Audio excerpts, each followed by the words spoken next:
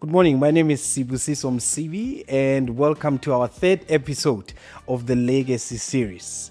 Today, we'll be shining a spotlight on young South African leaders who are doing incredibly well by transforming their communities across their township, their cities, not just transforming them, but these are youth-led organizations that are tackling all these issues head on. I'm talking about unemployment, mental health, it might be even education. So even today, we will be hearing inspiring stories from these young leaders of just how they've been doing in their communities and cities and their organizations. And I'll give a moment for us to introduce them. But before, I want you to just sit back, join us, relax, and don't forget to drop that comment. We are heading to such a fantastic broadcast. Are you guys ready? Hello, how are you?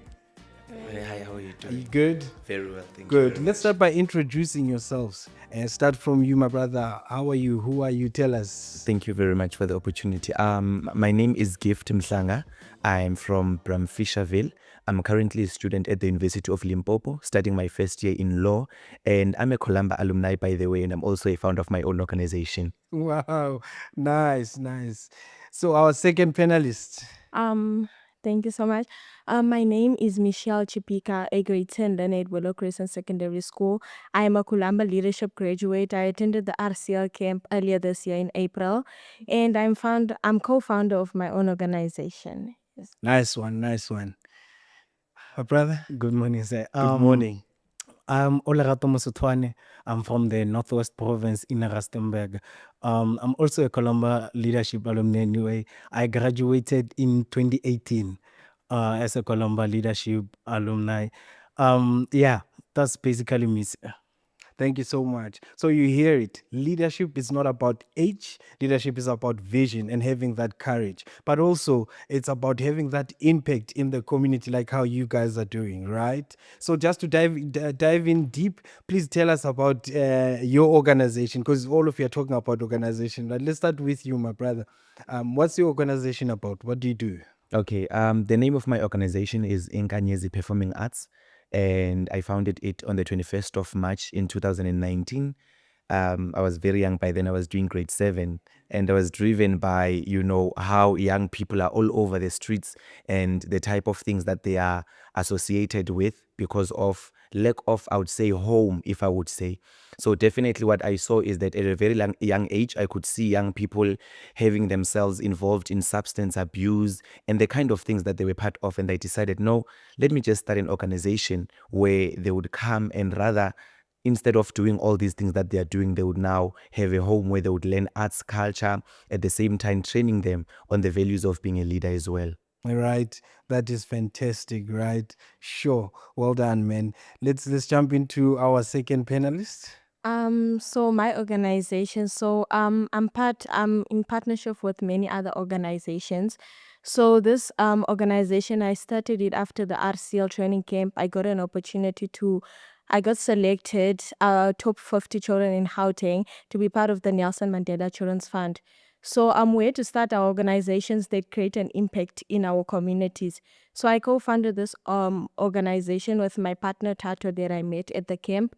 And in this organization, similar to my fellow leader here, we saw kids in Olorato Park mostly. They are dropping out of school. There's gangster violence, drug abuse, and children like they just don't have support. So what my organization does, Community Uplifting Foundation, it takes in those kids. We help them with their homeworks.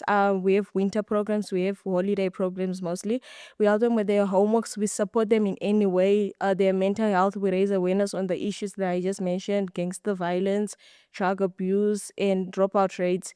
And then just to create better leaders for the future. All right, I love that. Remember, it takes a village to raise a kid, right? And you guys are doing exactly that, right? It's not just about you, but about the impact that your organization is doing. Thank you so much, guys.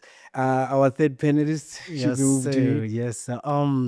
I'm from a nonprofit organization called Be There For Me, which we funded in 2022. As we started actually as a nonprofit company, then we ventured into the nonprofit organization space in 2023, earlier 2023. So what we basically do in our organization, I think we do similar things. We do community development. One of the reasons why we started our organization is because of we realized of the problems that we are facing in our community, our challenges. We have a high rate of unemployment, and we also have high rate of uneducated youth in our community, which are basically venturing into using substance abuse, and we know where that leads us. So we are trying to bridge that gap of people not having information, the relevant information that they need, because we have realized that most of our youth, they don't have the relevant information that they need to have. So we basically work with stakeholders, relevant stakeholders, to come and give them information and see how we can help them out and create a better community. Thank you so Yes, much. Right. Like I said in the beginning, guys, it's not just changing the future, but it's really defining the tomorrow. And this is what you guys are doing. Yeah, so thank you so much, everybody, just for sharing. So, Michelle, you are in grade 10, right? Yes. Michelle, can you just tell us a little bit what inspired you to start the organization? What inspired me, the driving force, is I saw the work that Trevor Noah Foundation and Kulamba Leadership especially does, and no, like they inspire you to like be a great leader. So one of my favorite values when I went to the Kulamba camp was service. So before I went to the camp, I was not serious about leadership. I just thought, no, maybe it's you, it's only other people that do it, not me specifically. So one of my favorite values there was service. So after the camp, I realized, no, I should be a leader that serves people. So that's what inspired me. And then there's this saying that says you don't need permission to change your community. Your vision is already your permission. So that's how I was like, as a young leader, because they say leaders are the future of tomorrow, young leaders are the future of tomorrow.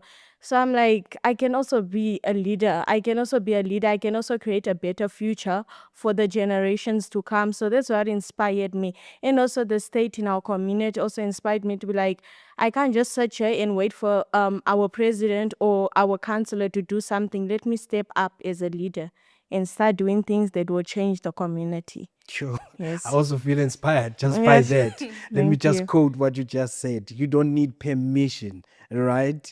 As a leader, permission you have already to change and transform your community. I like that, eh? Yeah. All right, Dile, tell us, man, what inspired you to actually start your organization? Actually, I can say Columba played a big role. Because let me start by saying this. Last year, I think last year in the middle of the year, when you go to the Columba Leadership Academy, they give you a notebook. So in that notebook, there is somewhere where I wrote of what am I going to become in the next future. Because there is a day where they said manifest who you are in the future. And I wrote something in that book, and I opened it last year and I read it, and I was like, oh, manifestation is real. Because what I wrote in there and what I'm currently doing, they aligned. I am who I thought I was gonna be, actually. So I can say Columba leadership played a big role. As Bratemba used to say, we are not doing anything to you as Columba leadership. You are a can of Coke. The only thing we are doing to you is to shake you up so that when you go out there, you are who you are. So Columba leadership really played a big role and inspired us. And another thing that really played a big role on us, it was seeing the situations of our community, seeing where we are living, because it used to break our hearts seeing some of our situations. And another thing is that we have a problem with our youth because of now we are surrounded by men. Remember, I said I'm coming from Rustenburg, right? So in a community that I'm in, we are surrounded by a lot of minds. So with our youth, every time they finish with their matric, everyone actually, it's like a mindset that we have in our community that when I finish with my matric, I'm going to look for employment. When you ask, where do you look for employment? Mines. So we were like, no, we need to twist this whole thing. We can't all work at the mines. And I always ask them one question: ask yourself, communities without minds, how do they survive? If we can get an answer to that, we are going to survive. Because I personally feel like as the youth of South Africa, you have a lot of opportunities. We have NYDA, we have CETA, we have a lot of things that can actually help us as the youth of South Africa. So we what really motivated us to start our organization is seeing our community in a better place, seeing us living in a community whereby we are a drug-free community, we are free from gangsterism, and there's no crime, because it's one of our challenges in our community. Yes, sir. Sure. All Thank right, you. Dile. I like that. Hey, Yes. couple of things that you mentioned that really also inspires me. Number one, you spoke about journaling, right? And number two, you saying they said like that can of coke you are shaken. Now you are shaking others. I really Oh, like that, right? yes, Just yes. lastly, you said what your hearts were broken, right? Just want you to say to know also that when your heart is broken, you are that catalyst, you are that candidate for change. I'm Yes, inspired just by listening to Thank you, you. sir. Thank you. Let's come over to you, Gift. Thank you very much. I would say that I knew I was a leader a very long time ago, but I just needed motivation. I knew I was a leader, just couldn't prove it. Hence, I started my organization in 2019, and I was very young for someone to start an organization at that age. And at that age, I knew that for me to have an organization, I needed it to be registered. I just knew everything that I had to know about an organization. But because of the age, it couldn't allow me to do certain things. However, I still had the zeal to do all that I want to do, right? And one of the most prominent things that made me to start my organization is how the youth in my community has indulged in certain things that are not really conducive for themselves and their futures as also. And I come from a community where substance abuse and all these other negative things are a norm, and there's nothing wrong about them. So as someone with change and someone willing to see the change in others, I decided that if I do start an organization, then I would have most of their time rather than them having to be part of those things, right? And I decided that in this organization, I would focus more on arts and culture. I love arts and culture, by the way. And I decided also that throughout, let it not only be focused on arts and culture, let me also have a role to play in their education and their academia. Then after I had attended the leadership training of Columba in 2023, I then decided that, yes, I am the leader currently, and I'm the one who is the founder and the director of the organization. But what happens when I'm not there? Because personally, I had my own dreams, and I knew that one day I'm going to go to university, and definitely far from where I'm staying. And I wondered what is going to happen to all these children that I've kept in my space. And I decided that it's better for me to train leaders, as I've also been trained as a leader. And that's where I decided to have my own camp after I had attended the Columba camp with the exact values that I learned. I felt that since I was uplifted and motivated by the values that I learned in the Columba leadership training, I then could apply them to my own children. And that is exactly what I did. And I believe that it is working, because currently, as I did mention earlier on, that I'm in university, I've trained my own leaders that are able to uphold my organization and its values even in my absence. Sure, nice, Gift. You actually even jumped into the follow-up question that I wanted to actually ask you about your organization. That what is it that exactly do you do? Because I hear what inspires you, right? But what is it that you are doing exactly? You spoke about arts and culture. You spoke about training the next leaders. I want you to just touch a little bit on that, just to give more meat to what exactly do you do. All right. Thank you very much. These are the three things that I focus mostly on: arts and culture, academia, as well as leadership training. So what we do is I teach them stage performance, your music, your drama, poetry, and everything that is done on stage. So I train them on how exactly to do that. I'm also a dance choreographer, by the way. I'm a musician, I'm a poet. So these are some of the skills that I have that I teach to these young people. And outside that, I make sure that they put their academics and they make them a priority, because I believe that you cannot be a stage performer while you are not educated, right? So above all other things, they would tell you that I make sure that As long as it has to do with schoolwork, as long as it has to do with education, then it has to become a priority. So I assist them with their homeworks, I assist them with preparations for their exams, and I make sure that outside arts and culture, they make sure that they excel in school. At the same time, I train them to become leaders. So what I would do is I would now allocate different duties to some of them, right?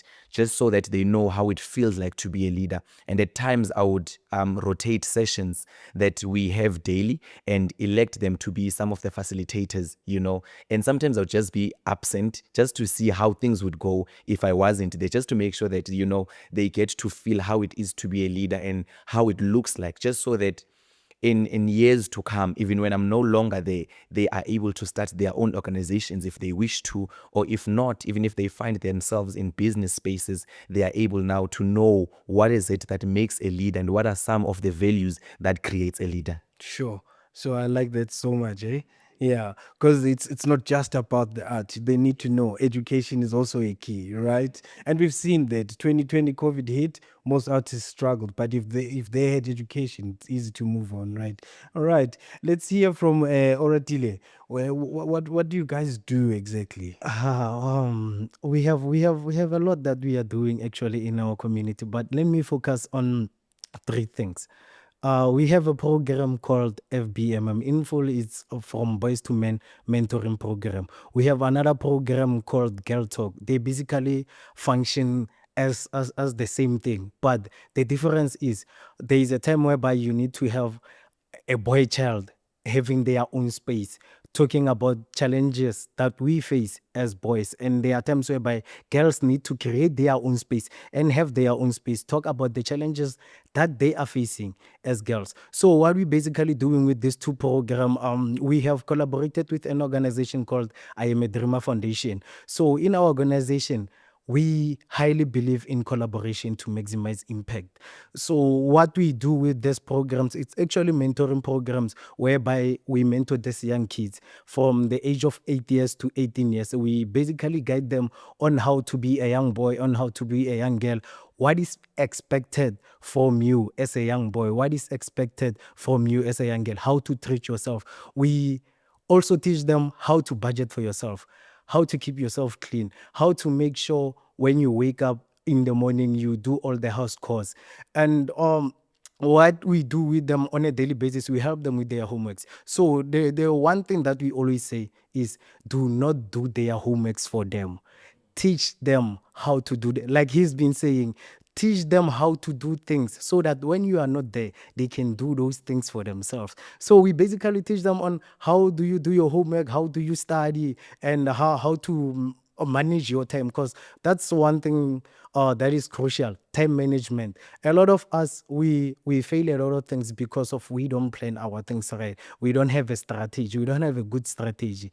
Now with us, we are saying to them, have your time management in order. If you can have your time management in order, the rest is history, because now you know how to plan your things, you know how to go forward. So we basically preparing them for the future on becoming better leaders, like he's been saying. Yes, yeah. So that's what we do. And we also have a program whereby we deal with youth. Like I said, we have collaborated with a lot of stakeholders, especially the government stakeholders. Like I said, there's a lot for youth. So we call up on the Department of Education, we call up on the Department of Labor, we call up on NYDA, we call up on CETA. We say, please come to our community and give our youth information on what do you do as department. After then, please register our youth in your databases so that when there are opportunities, things like learnership, things like opportunities of job opportunities, call them so that we can have a better community with people working for themselves. Because the main crucial thing is being able to sustain yourself, right? So out of the program, we call the program a youth empowerment session, which is YES in abbreviation. We have 10 people who have did hospitality. We have 4 people who went on a leadership for occupational health and safety. And at this current moment, they are working at the mines as safety representatives. So that's what we do, sir. Yeah, Sure. thank you. Nice. And I hear the theme that comes out of there is collaboration, right? Collaboration, yes, sir. Collaboration. That nice. Yes, sir. Really, I'm inspired, guys. Yes, definitely. Michelle, Yes. let's hear you. Okay, so as I said earlier on, I'm co-founder of the Community Uplifting Foundation. So what we do in this organization, let me start with the background. So in Eldorado Park, it's a drug-infested community.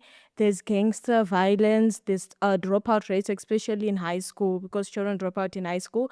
There's like unemployment. Unemployment is a huge issue in this community. So what we realize, so mostly people tend to blame the youth. They're like, no, the youth, the community, the youth just want to do drugs, they want to do this, but then they do not check that sometimes they do not have the support. If I'm living in a area where like everybody is smoking or everybody is not going to school or people are just not serious, I'm also not going to take life seriously. So what we do, I take children younger, it's grade R to grade 10 learners. And then I realized I can't be teaching a child older than me because kids, yeah. So I take grade R to grade 10, and then during holidays I sit with them in the local library because they offered me to use their library. And then I help them with their schoolwork. If they don't understand a specific topic, I help them with their schoolwork, because as a leader, I can't be teaching you. I must. But the one important thing before I get into that, I just want to be a role model for other people. So mostly when I'm speaking to them, I'm like, guys, be like me. I do not smoke, I do not drink, just be like me, because as a leader you should lead by example. So what I do, I just don't want to be the only one who's getting pages. I also want them to get pages, so I actually inspire them by telling them about me, what I do. So I just teach them, help them with the topics, and then later on we go outside. I teach them about the issues that we face. So bullying, if kids are, there's this main point. So I think it's kind of like a logo for my organization. But I always say, if you plant a seed of knowledge in a child at a younger age, the seed will grow, which is the child. It will grow to be, the person will grow up to be a much better person. So right now, GBV is the huge issue in our country. I can't go to a male right now, or older person, and tell him, stop hitting females, stop doing this. If I tell a child at a younger age, okay, it's wrong to hit a female, it's wrong to do this, it's wrong to bully, the child will listen, because the child will have a fear, just the same as like when we are reading a Bible. We do have a fear, the 10 Commandments. We know at a young age we can't steal because the fear is already installed in us. So that's what I do. I install a fear of doing bad things in children at a younger age. So that's what my organization is, and just supporting our youth, because if our youth feels supported, they feel motivated, they are going to be future leaders, because I felt motivated. I was, as my fellow leader said, I was a leader. I just felt motivated because you see the can of Coke, they shaked me, and then they made me feel motivated. So that's what I want to do to other people. I just want to shake them up and make them feel motivated. Yeah. Yes. Like the can of Coke. Yeah, They like open the their can of hair Coke. and they go, Yes. psh. Yes. I'm still looking for girls. that English word though. Psh. But anyway, that's good. Man, I love what I'm hearing from you guys, just a quick one gift. I don't know. Who are the beneficiaries, and what actually is the impact of your organization like in your community? Okay. Thank you very much for the question. Firstly, I would want you to know that from where I stay from, just in the area, that is the only organization that exists, and it was the first organization to exist. And so I feel that this is what people have been looking for. So who I work with are young people. Fortunately, I'm able to work with people that are far older than me, of which I am working with. And when I started the organization, I had around about plus or minus 65 members, and it went down and down and down and down, of course. But currently I've got, if I'm not mistaken, around 40 of them. And it's just a combination of both males and females, although some of the programs that I work with would be specific on girls, and some would be for males, and some would just be a combination of all of them.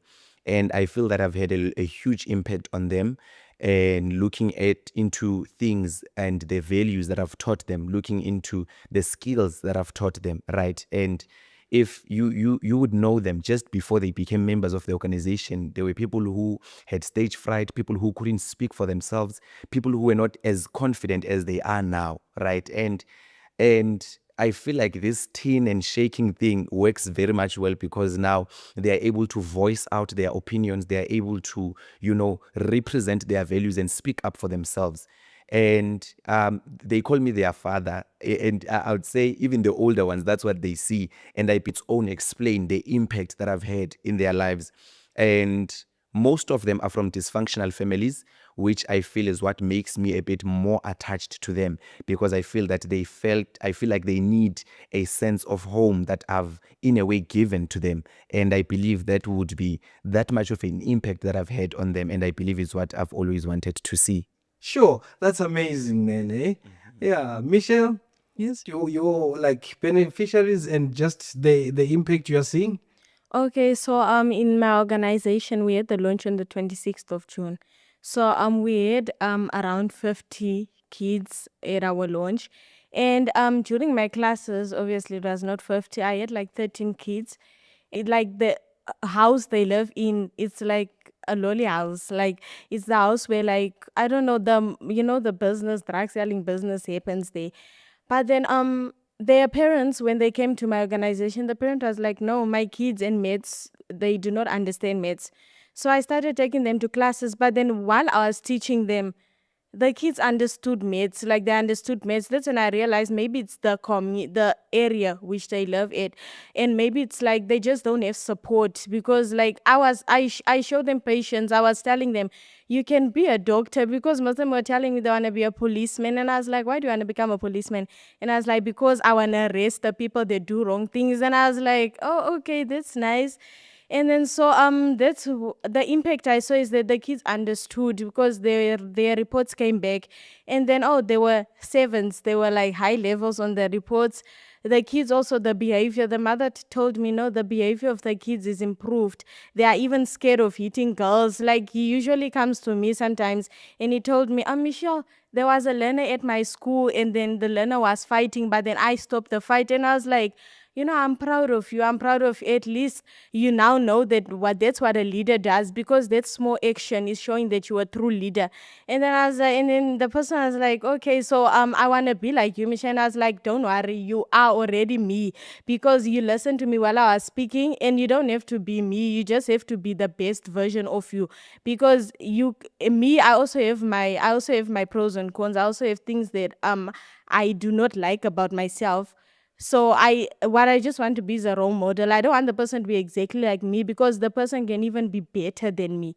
So yeah, the impact I saw is that my kids understood their subjects. They were doing well in school, and they also took the values that they learned. And I know that I have hope that they are gonna be better leaders in the future. Sure. Yes. I like that, Michelle, right? Because you're also speaking about Michelle, where you come from plays a big role in who you are. But here is Michelle stepping in, changing that kind of mindset, because we know leadership is about influence, right? So when they want to become like you are influencing them one way or another, Michelle. Lovely. Let's move over to Oratile there.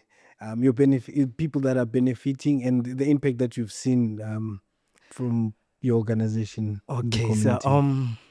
from our organization, we have like 70 kids who come to our center on a daily basis, whom we help with homeworks and everything like that. So the impact that we see from them is their school results. Their school results are better than before, actually. And another thing, we get feedback from their parents. Like he was saying, some of his kids call him daddy, call him. Actually, our parents of our kids, whenever they meet us, they call us baby daddies. That's my baby daddy, baby daddy, because of we take care of their kids. And every time after their exams, we want to have their reports just to measure the impact that we are making in them. And so far, I'm really happy. I'm really happy. It actually makes me emotional seeing them doing what they are doing and seeing the results that they are having. It really makes me emotional, because I'm like, this is my work. This is all my energy, and it's not going to waste.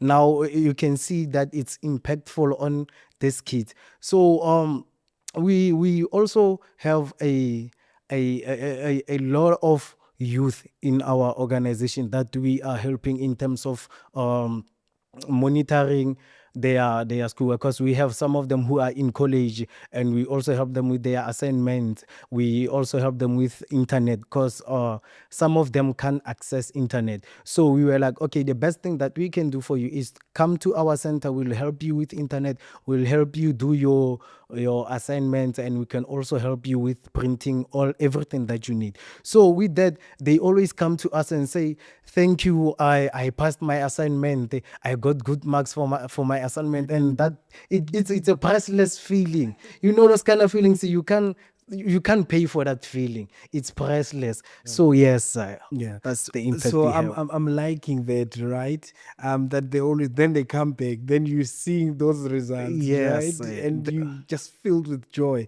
because you know that I played a role there, right? Exactly, sir. In just giving back into the community. Leaders, you guys are facing these things head on, right? Like I said in the beginning, whether it's mental health, whether it's education, you're facing it head on. You become attractive. People are looking at you and they want to be part of what you are doing. That's amazing, just by giving back. So, Oratile, what's your take? Do you think it's important for youth to give back? Oh yes, very, very important. I always say this word to our community. Oh, probably because of the ones who were before us, they failed to pave our way. Let's pave our way. If we fail to pave our way, at least we are trying. We'll be having foundation for the ones who are coming behind us, right? So it's really important for you as youth to give back to your community and try to build a better community. Because remember that you are on your youth stages, right? You are living in that community, and you can see that drugs are attacking that community. You still need to have your own kids, right?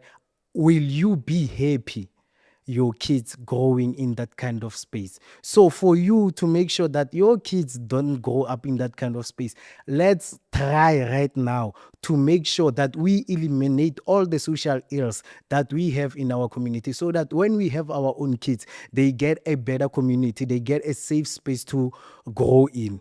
So I think it's very important for you as a youth to give back to your community. Make sure you indulge in whatever that makes your community to become a better community. And Yes, in your sir. organization, Oratile, just lastly, do you see the young people you're working with coming back to actually give back? Oh yes, You, oh yes. you see Because them. in our organization, we run with this motto of say we are going an extra mile to change lives. Right. So it's not just a matter of we are sitting down and saying we need sponsorship so that we can do this. We use whatever that we have to change lives, right? If ever I'm having 10 rand and there is someone who needs 7 rand and it's very important for them, as much as I need it, but if it's not that important for me, let me give that 7 rand, because the impact that I'm making in their life is greater than what I think I am making, because it will last with them forever to say, one day somebody helped me, so let me also help someone. It start with one person helping one, and she will help two, and those two will help four. So we are creating a better space Yeah, in then that you have matter. this whole ripple effect, right? Everything is Exactly, just growing and growing exactly. and growing, and everybody's growing. Yes, yes. Nice.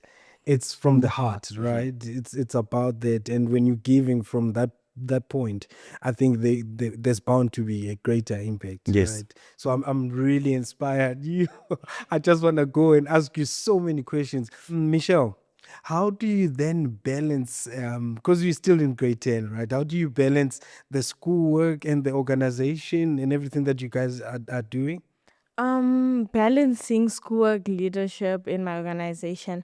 So I just get my priorities straight, right? And also time management, because everything our academic comes first. Our academia comes first.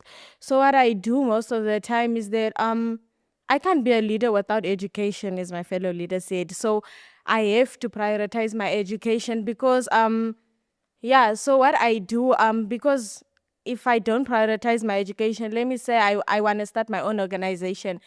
I can't always depend on people for funds. Sometimes I have to take money out of my own pocket to create, to build a legacy.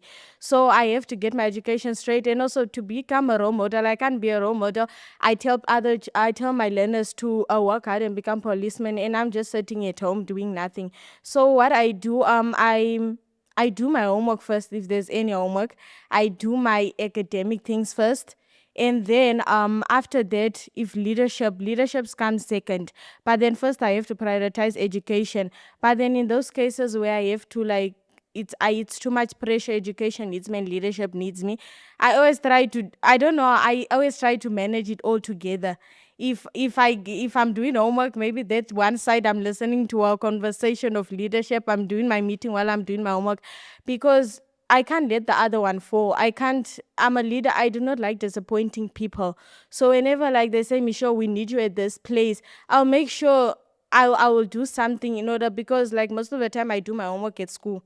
So when we get our homework at school, I stay at school sometimes, and then I finish my homework, and then when I get home, I know I have to do what I did not do that they needed me. So I do my presentations. I send it to the people that ask me for my presentations. So just balancing, getting your priorities straight, because if you they most leaders, what they do wrong, they mostly focus on leadership, and then the academic is lacking, and that's not good, because our parents these days, because I remember in term 2, that's when the time where life got hectic. The leadership things were calling me. So it, like, got hectic. So my results dropped in term 2.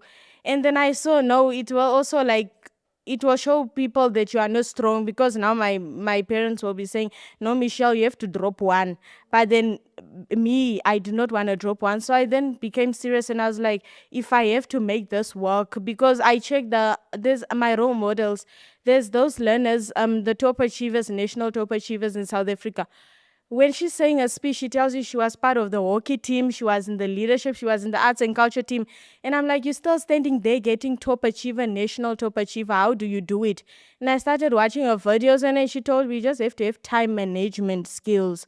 And then that's when I started managing my time. So if leadership needs me, I'll first do my academic work first, study, and then I'll do leadership in that same day. Yes. Sure. Thank Michelle, you. it's amazing to just Thank you so observe much. a young person like you that is really using the values. Like, one of the Columba values is just being focused. And you just said right now, I cannot be preaching something I'm not practicing. So I have to do well. That also speaks on that value of integrity. Yes, thank you So so thank you. much. Thank you, Thank my you. leader. Please. Yeah, so to the two gents, Gift and Oratile, what I actually want to ask you, what is it that actually drives you? Let's start with Gift. Let's hear Okay. you. All right. Thank you. I believe so much in myself and the kind of person that I've grown up to be, especially someone coming from a community that does not produce kind of people that I am. And I'm driven by my character. I'm driven by the kind of person that I am. And when I look at myself, I, have the feeling that I would want to see more of people being like me, you see. And I think Michelle did mention that, it's not necessarily about being me, it's about being the best version of yourself. And I'm inspired and driven by the fact that I want young people to believe in themselves as much as they do, to find their path and focus so much on it that nothing can stop them. Because I believe that personally, like I did say, that I've had a lot of challenges from 2019 when I started the organization to date. However, and at days I sit and I realize how far I've come, and I see that if it wasn't in terms of the character that I have, if it wasn't for the person that I've grown up to be, then I wouldn't have reached to the stage that I'm at now. So generally, I'm driven by the kind of person I am and the values that I live by and the things that I believe in as well, which is something that I would want to see in a lot more young people in my community and everywhere at large. Right? Yes. Because we do not see the world as it is, but we see it as we are. Yes. So if we are driven, we're seeing a driven young people, a driven people in general, Yes. right? I like that. Oratile, what drives you, my brother? I think he said it all. One thing that drives me is passion. motivation. I'm someone who I motivate myself a lot. I don't need someone to motivate me, and I don't wait for someone to come and motivate me. I sit in front of the mirror alone and have a conversation with myself and say, Chief, this is who you are. This is what's currently happening. How are you tackling things? How are you doing your own things? So with me, it's like I'm driven by heart, right?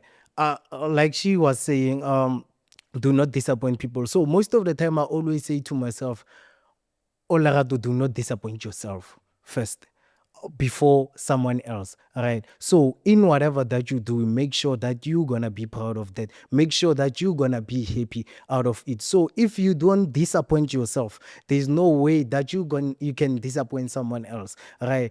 Now, what I mean by do not disappoint yourself, I mean, if ever I get to have a situation whereby I need to help someone and I don't help that person, it's not me disappointing them. I've disappointed myself because I didn't do what I love, right? And helping people is one of the things that drives me, to be honest. Seeing everyone smile, because that's what we really need in this day of age. We need people to be free. We need to people to be happy because of, like we are saying, we are tackling mental health. So in part of us tackling mental health, we need to make sure that we help others so that they can be free, they can be motivated in their own space. So what really drives me is seeing people happy, seeing people doing good for themselves. That makes me happy, sir. Yes, sir. Passion, eh? Passion. Passion. I read something somewhere and they said that in everything that you do, you must have passion. Exactly. Passion is important, right? Yes, sir. Sure. I like what you guys are saying. Yeah, just for my other question, ladies and gents, which partners that have helped you just in the work that you do in your organization, Oradile? I have a lot of which helped me, to be honest. Like I mentioned at the start, that we have an organization that we are working with called I Am a Dreamer Foundation. So it's basically an organization led by youth, right? So they've been in the space for more than 9 years. All right. So with us partnering with them, they took us as their little brother, right? To say, Jens, now you are studying this thing, you are in this road. This is how you do things. This is how you do your paperwork. So they helped us in terms of our basic things that we need. And along the way, we got in the mix with SAIC, which is the Southern African Association of Youth Clubs. They've played a big role in us because now they were helping us in terms of capacity building, right? So we've been enrolling with them for the past 2 years. Yes, they gave us a program in our organization. The program is a food security program whereby we have a garden, and they were like, because of you need people who can help you in your organization, let's create employment and we'll help those people with stipend. So we have 10 people who are working in our organization in under the program food security, but those people, they also help us with our daily activities in our organization, especially in terms of making sure we are managing the kids and everything like that. We also work with the Department of Social Development. They are also helping us in terms of getting resources, in terms of making sure our organization is sustainable. We also work with the mines. As I said before, that we are surrounded by mines. So we have Anglo Platinum, which is now Valterra Platinum. They helped us in terms of getting office space and office equipment. Right now, I wake up in the morning to get to my own office because of Valterra Platinum. Yes. We also have another mine called Glencoe. They also helping us with, because they bought us gas stove so that we can also cook for the kids. They bought us plates, they bought us mugs, and they also bought us a new bathroom. Right, they are actually, it's a customized bathroom which is special for us, what we wanted in that bathroom. So yeah, we have some people taking care of us and helping us out, sir. Wow. Yes. Amazing Yes, stuff. Michelle? Yes, partners. So my partners is Kulamba Leadership. So Kulamba Leadership is like the driving force of my journey as a leader. So they're the ones that shook me up, and then they're the ones that actually shared their special values with me to make me understand, okay, as a leader, you should have these values in order to start an organization, or in order to be a leader, not necessarily start an organization. And then Trevor Noah Foundation is the one that just sends opportunities to me. And yeah, and the leaders that the partnerships that I've had, it's mostly my school. So I have an evergreen campaign as a climate justice activist. I have an evergreen campaign, evergreen world campaign. This one deals with issues that we face, global warming, and also recently this year, earlier this year, I realized that global warming, it can align with agriculture too, because agriculture is planting. So I partnered up with my school, A New Pathways. So my school is we started a garden earlier this year. So what I do, so I'll just say I'm in partnership with the Gulamba leaders at my school, because we all work together in the garden, and also the school garden specifically. And then Nelson Mandela Children's Fund, the organization which took me. So this organization, it's the one that actually gave me an idea to start the organization with my partner. So the Nelson Mandela Children's Fund is they just support. So whenever I have like a lodge, or whenever I have a function that they need to attend, they are invited just to see the progress, and yeah, whatever we do. And then earlier this year on the 18th July, there's this organization that picked me up. It's the Mama's Home NPC, non-profit organization in Eldorado Park. It's focused in Eldorado Park in Orange Farm. So there's this organization goes around, and it's mostly focused on food security and mental health of children. So they go around and feed communities, especially children in those communities. So they were just inspired about the what the work I do, and then they told me, they were like, no, we want you to be the youth face of our organization, since like you're the first person in Eldorado Park that's active, like a youth leader that is making change, that's positive about making the change. So in this organization, like we just partner up, and then we go around in communities, and then we just feed people. So it's mostly feeding people with they are in partnership with mostly bakeries, and then we give people rolls and soup, and then yeah. So that's my partnerships. Yes. All right, sure. You guys are working hard. You're Thanks building so much.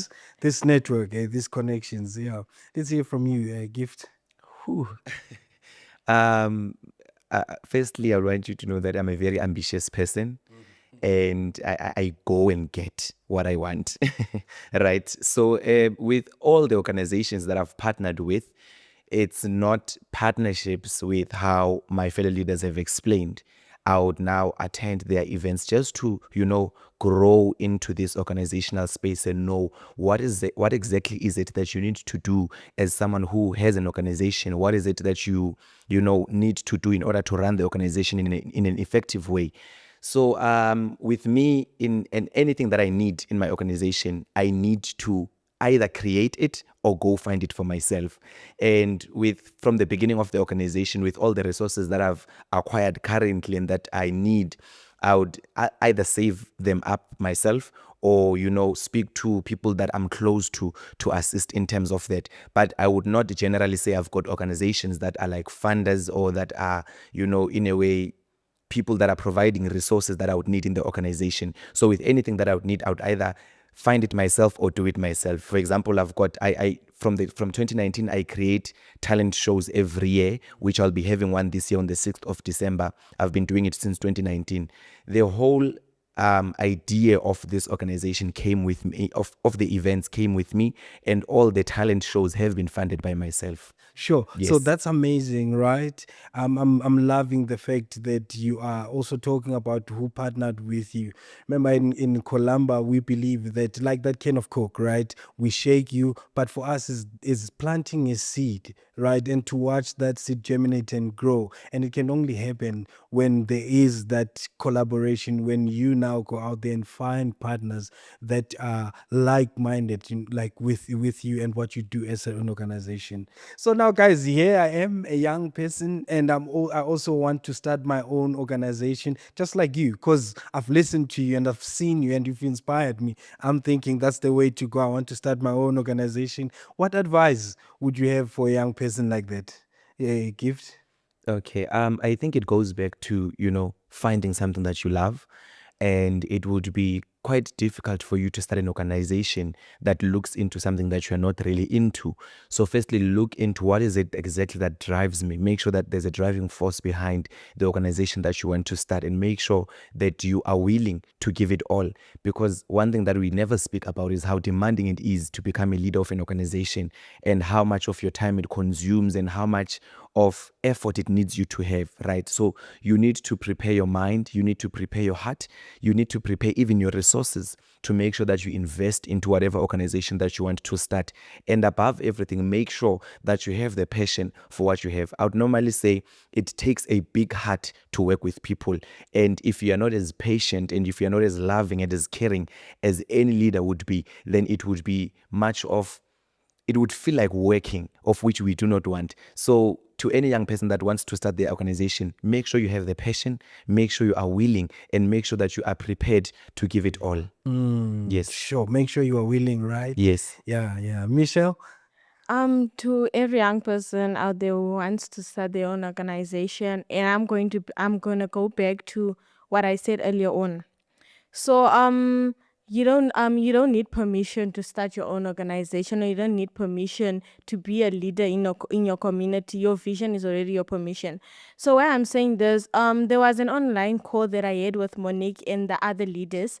So I put my number on the call, and then most of them texted me. They're like, Michelle, I want to start an organization, but I'm scared. And I was like, you scared of what? And they're like, because I'm not sure, because I do not have a lot of people. I know where to start it. And I was like, you don't have to find a place to start. You can start it at your house and just put posters outside. And you have in a paid drive. People will eventually come, because when I started, every successful person, whenever they start like an organization, even Elon Musk will tell you why he didn't have a whole team when he started his organization. I'm sure he had like 10 people or 4 people, but then now like he has a whole embassy of people. So you don't have to have like the fear, because fear is the enemy of success. So if I have fear, I'm like, I do not know how to start. Everyone has leadership potential in them, and I'm sure everyone has a vision. They want to start their organizations. You don't have to have fear. You can even start with that one child. Teach that one child. Eventually, that one child will go tell his friends, Michelle is doing this online class, Michelle is doing this tutoring program. And then in like 2 years, or even 3 months, you'll see like 10 children. That 10 children will make a great impact, because to be honest, I started with my sisters. I was like, because I have like sisters and my sister children, so I just started with those 4 kids. But then eventually, like the last class I had during the June holidays, there were like 15 children, and those 15 children made an impact. So I think if you want to start your organization, go for it. You can even start with this is an inspiration. So my friend Aphumelele, right? Yeah, I'm gonna name her. My friend Aphumelele. She started her own project. They had like a lot of toilet papers in the house. So she was like, no, I want to give them out to community members. She lives in Protaglen. So she just started having her own court outside, and then she started giving it was just those little people. So she just started giving to her neighbors. And then as time went on, she told me the whole community was coming. They were fetching toilet papers. So I was like, you see, you just have to start with that, just having the courage to step up and be like, no, I have to change the state of our community. I have to do this. And then you start your organization. So to all leaders out there, don't be afraid. Just start in passion. You should have passion. You should do something that you love. I can't do paid. I can't say I want to be a leader that does paid drives if I'm not interested in it. Because when I went to the Nelson Mandela Children's Fund camp in Maropeng earlier this year, they told us in order to be a leader that's successful, find an area which you need to focus on. So there were people who wanted to focus on mental health. There were people who wanted to focus on discrimination. There were people who wanted to focus on giving back to the community. I stuck to giving back to the community because I thought that's where my heart is. That's what I really want to do. So just don't be afraid, and what your heart tells you to do, do it. Don't be afraid. Don't say what will people say about me now starting my organization. Because when I started my organization, people were like, Michelle, you're teaching learners for free. And I was like, that's what I want to do. People don't have money. I can't say 200 per day. And I know that I'm taking kids from underdeveloped like communities. I can't charge them. So I'm doing it because I feel like doing it. So don't care about what other people say. If you want to be a leader, be a leader. Of course, there's going to be those people that speak. But then as a leader, you don't listen to negative comments. You just focus, look to the future, and everything will be okay. Sure. Yes. Thank you, Michelle. Yes. The key there, you said, is leaders, when they want to start an organization, the key is to start. I heard you correct. Thank you so much. Yeah, all right, Dile. Like she said, you just need to start. And there's one thing that I always tell people, that the start is always the hardest. We need to be honest with that. We need to face the reality the way it is. Studying something is not an easy thing, because now it requires you to change your the way you see things. It requires you to change the way how you do things, right? And now need to take your time and focus on that thing. So with a lot of people, we have a lot of organizations that were registered. Some of them are not doing anything at this current moment. They are just there registered doing nothing, because of the start is always the hardest. When you start, you'll find challenges, you'll find everything obstacles. And I always tell people that challenges are there. Challenges will always be there, and challenges are there to make you strong, because the moment you overcome that challenge, you are now stronger than before that challenge.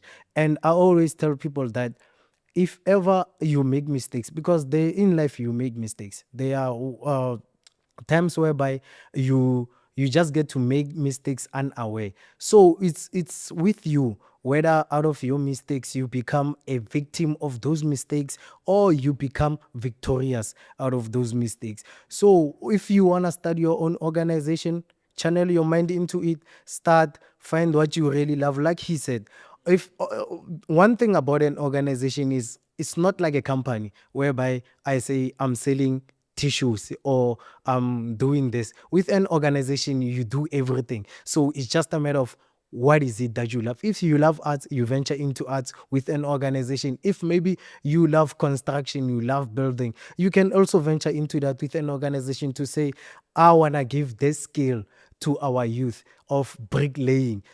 That's something, you are changing your community with that, because of some skills. With you having those skills, you can sustain yourself even without employment, right? So it's always a matter of start and be passionate about what you do. Then Yeah, the again, rest will be here's that word passion, right? When Yeah, you want to passion. start, be patient about what you're doing. Michelle says the key word is to start. Start. You know, and I'm loving also what you are saying, that Yes. sometimes it's not easy, but it is the courage of not giving up. Or when you do fall, get up and do it again and again and again Yes. until you get it right, right? I Yes. love that. So now that you guys have started, let me maybe ask you this. If you thinking 5 years, where do you actually see your organization? Already, yeah. With the rate that we've been moving, like I said, we registered our organization in 2022, late 2022, and we started operating in 2023, right? From 2023 to now, that has been like 3 years, full 3 years, because we operated for 2023, 2024, and 2025, and we are still here. And the impact that we've made and our success, 5 years from now on, we'll be talking a different story. We'll be on another level in terms of our beneficiaries, making sure that they have the right resources for whatever that they need, making sure that the organization is sustainable and we have created employment. Because one big thing is we want to see an organization with at least 50 plus people working in that organization on a daily basis. So we want to reach that goal. So in our 5 years plan, how we are aiming for a lot, sir. Yeah. For a lot, like Yeah. literally. All right. Yes. Thank you for the Yes. gift. Okay, with me, I'm looking at having more beneficiaries more than who is working in the organization. Currently, I did mention that I'm studying law in the University of Limpopo. And the first thing that I thought of when I got there is to create another branch of my organization, which I successfully did. So I believe that 5 years from now, I would want to see my organization having as much branches as possible in different communities, in different cities, or even in different provinces if must be. And making sure that I do more into finding more organizations that I will partner with, just to make sure that we, in terms of resources and everything that we need, we have got easy access to them. And in that way, I believe that then there's nothing else that can stop the academy from reaching higher heights. But more than anything, it's more about creating more beneficiaries, and it's not necessarily looking into numbers, but it's looking into how many souls and how many people are we transforming in different communities. So I'm looking at making sure that there's more people that are transformed by the organization. There's more people that I reach out to in different communities, in different areas, just to make sure that in their respective communities, in their respective cities and provinces, they do the change that they learn in the organization. Yes. Sure. Yo, that's good gift. Thank you so much. Let's hear from Michelle. So in the next 5 years, in the 5 years, yeah. So I just want to go back a bit. So when we had the launch on the 26th of June, we had our Community Uplifting Foundation launch. So we thought maybe the launch is because by the Nelson Mandela Children's Fund, people told us you have to start an organization in order for you to graduate end of year. So I thought I'm gonna start this organization, and then it was still me, the mentality of me long time ago. And I was like, no, I'm gonna start this organization, and then end of this year, it's just gonna be a 1 year duration organization. And then the mem from the Nelson Mandela Children's Fund, she told me, Michelle, this is a very good project. So you should be able to sustain it. It's not gonna end here. So in the next 5 years, I want to have like many beneficiaries, as Gift said, and also more partnerships with organizations that deal with that are focused on the on what I'm doing, and also to also in I want to mix all my organizations into one. So I have like 3 different organizations that I'm doing, and then I realized the time went on that my mental health campaign aligns with my Community Uplifting Foundation, because it all starts with the mental state. If you improve your mental health, you will be more positive, because like depression, mental health deals with depression, anxiety. So if I'm a depressed free, I will be able to become the leader that I want to be. So I just want to mix them into one organization. And also my climate justice project, I also want to encourage our learners to focus on my kids, I want them to be climate justice activists, because global warming is becoming a huge issue, and yeah, we want more climate justice activists. So I just wanted to put it in one big organization, and then also formalize the registering of my organization, because as I said, I started it this year, and I'm still I don't know how to register organizations. So my partner, there's an older person that said they will help me with the documents and stuff. So I'm just waiting to hear from that older person, and then once it's a formal organization, that's when like I can start getting sponsorships, partnerships, and also know how to balance my education. I'm still in high school, so I think I'll be able to do it. But then as time goes on, as Keith said, I want to train the kids. So when, let me say, I go somewhere far away, maybe with varsity, they will be able to take over my organization, because I want this organization to like help the other generations to come. I just don't want it to end here. So yes, in the next 5 years, I want it to be a very big organization. Yes. Thank you so much, Michelle. I love the fact that in the next 5 years you'll be done with school as well, Yes. right? Yes. Right. So yeah, that's it, guys. Thank you for coming through and sharing just inspiring stories about your organization, where you've been and where you are going. I could see it in your eyes when you talk about your 5 year. I mean, you lit the room, so it shows that you'll go far. Columba is also here to support you. I just want to also say, in everything that you're doing, don't dim your fire because people don't understand your flames, right? Well done. All right, guys, thank you so much for such an inspiring time together. Also, if you are joining, please don't forget to drop that comment to tell us what is it that inspired you, but also go out there and actually do something